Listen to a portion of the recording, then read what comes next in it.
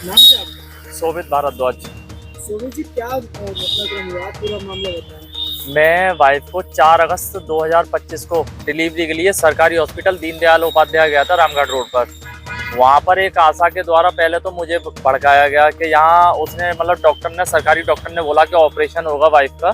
तो मैं ऑपरेशन के लिए तैयार हो गया, लेकिन आशा ने मुझे भड़काया कि ऑपरेशन मत कराओ, जिंदगी भर की समस्या बन जाती है। और मैं एक मैडम को जानती हूँ, एक प्राइवेट हॉस्पिटल को जानती हूँ, आप वहाँ चलो मेरे साथ, मैं वहाँ बढ़िया तरीके से करवा दूंगी। मैंने उससे मना कर दिया, मैंने सरकारी हॉस्पिटल में ही कराने का उससे बोल दिया, मैंने मुझे यहीं कराना है।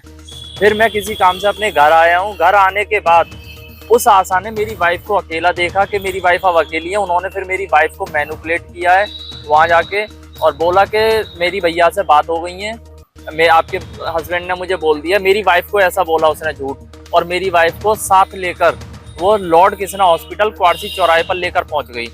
अब वहाँ से उसका फ़ोन आता है मेरे पास कि भैया वो आप सरकारी हॉस्पिटल में मत जाना, दीनदयाल उपाध्याय में, आप सीधे यहीं आ जाना, आपकी वाइफ यहाँ आ गई है मेरे पास हॉस्पिटल में, यहाँ भर्ती हो गई हैं। डिलीवरी जो हुई क्या हुआ? वहाँ ऐसा हुआ था कि जो सरकारी हॉस्पिटल की जो डॉक्टर हैं उन्होंने कहा था मुझसे कि डिलीवरी का टाइम ज़्यादा से ज़्यादा 11 बजे तक हम डिलीवरी कर सकते हैं।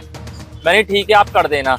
लेकिन जब मैं वहाँ पहुँचा लॉर्ड कृष्णा में, वाइफ को जब वो लेकर चली गई, उसके बाद वो डिलीवरी शाम को 7:30 बजे, 7:45 बजे आकर डिलीवरी हुई है। तो क्या हुआ? डिलीवरी लेट होने की वजह से बच्चे को पेट में ऑक्सीजन नहीं मिली।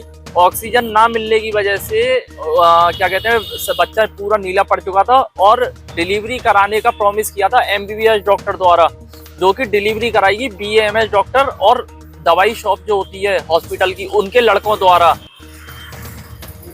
उनके द्वारा डिलीवरी कराई गई। और इसी वजह से मेरे बच्चे का डिलीवरी के समय सर पिचक गया, और सर पिचकने की वजह से बच्चा पूरा नीला पड़ गया, सर पिचक गया, और आज वो मेरी बच्चा आंखों से अंधा हो चुका है। एम्स के डॉक्टर का कहना है अब ये बच्चा देख नहीं सकता। अब इसमें कार्रवाई क्या क्या हो चुकी है और अब क्या चाहते हैं? इसमें हॉस्पिटल सीएमओ के द्वारा हॉस्पिटल सील हो चुका है, लेकिन सीएमओ साहब अपनी एफआईआर के लिए और मुकदमा के लिए हॉस्पिटल को बचा रहे हैं, उस पर आदेश नहीं कर रहे हैं कि उस पर मुकदमा हो। हाँ, एफआईआर कराना चाहते हैं। हाँ, मैं एफआईआर कराना चाहता हूँ। अब तक जो शिकायतें हुई है, क्या उसमें आपको कोई जवाब आया? नहीं, दबाव मेरे पास ऐसा कुछ नहीं आया है, लेकिन किसी ने भी मुझे ठीक से वो नहीं किया एंट्री कि ठीक से मतलब मेरी बात सुने। अगर मैं थाने जाता हूँ तो थानेदार साहब कह देते हैं कि सीएमओ के आदेश के बिना हम कुछ नहीं कर सकते। सीएमओ साहब के पास जाता हूँ तो सीएमओ साहब कह देते हैं मेरी कार्रवाई जो होनी थी वो मैंने कर दी, इससे ज्यादा मैं कुछ नहीं कर सकता। हॉस्पिटल की तरफ से कोई धमकी वगैरह? हाँ, एक बार मेरे साथ 26 या 27 तारीख में, जब मैं रात को 9 या 10 9 साढ़े 9 की बात है, मैं रात को खाना खाकर टहलने निकला तो स्वर्ण जयंती नगर चौराहे पर हॉस्पिटल का मालिक खड़ा हुआ था गाड़ी में अपनी, और उसके थोड़ी आगे चलने के बाद, हालांकि मैंने उसे देख लिया, मैं आगे आ गया।